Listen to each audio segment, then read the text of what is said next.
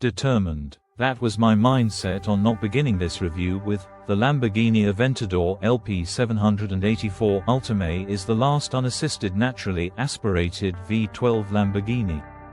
Why was I so determined on this point?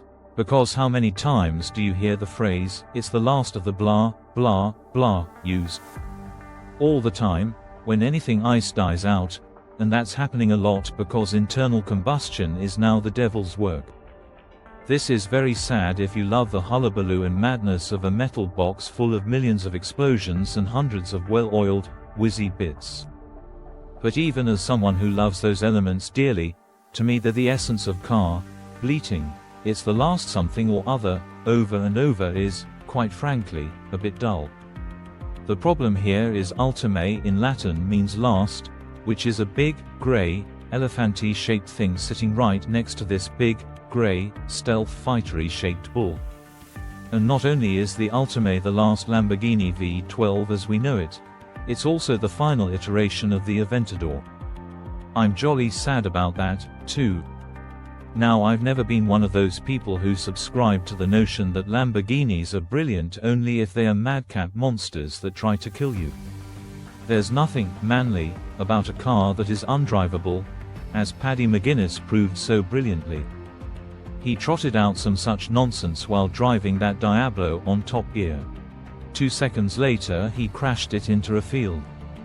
Did he seem manly with that look of sheer terror etched on his face as he realized a Lamborghini was, actually, trying to kill him? No. He looked like a small boy about to cry some poo out of his bottom.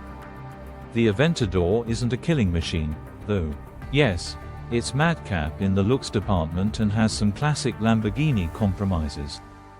A stupidly cramped cockpit, limited vision, and it's wider than Jupiter, but, essentially, it's a wonderful car to drive. It has character, and that isn't another word for crap, as is so often the case. Here, character means great for all the right reasons, and a big part of that character comes from its 6.5-liter V12 reactor sitting right behind you. In the same way that motorbikes are basically an engine with a seat on top, the Aventador is, basically, a huge V12 surrounded by some car. It is its everything, and it's magnificent, and for the Ultime, the longitudinale posterior V12 or LP for short, has been turned up to 11T. It thumps out 780 horsepower, yes, that's right, nearly 800 big uns, and no turbocharging involved, remember, which is 10 horsepower more than the already lunatic SVJ.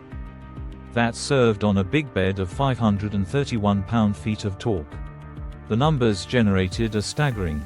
0-62 takes 2.8 seconds, and 0-124 is ticked off in 8.7 seconds, boom. Eventually it will stop accelerating, but only when you're traveling at some 221 miles per hour. It's mightily fast, then. But how it delivers its fastness is what's so special about this special car.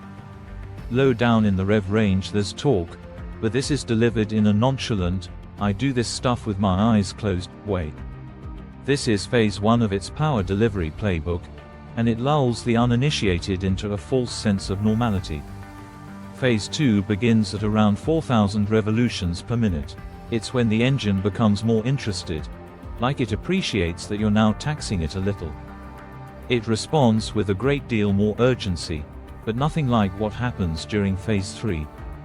This is the space-time phase, which occurs very definitely just before 7,000 revolutions per minute, and is ferocious. It's when the Ultime lights its metaphorical afterburners, represented by those high-set tailpipes jutting half a foot from the back end, and literally snaps your head back and makes your vision go squiffy. It's called the space-time phase because, sitting in the car while it's in progress, you genuinely feel like you are perceiving time differently from the way others outside are. Time seems to slow down, by just enough to allow you to take in the assault on your senses and process the onslaught of information. The world without the Aventador will be a much duller place.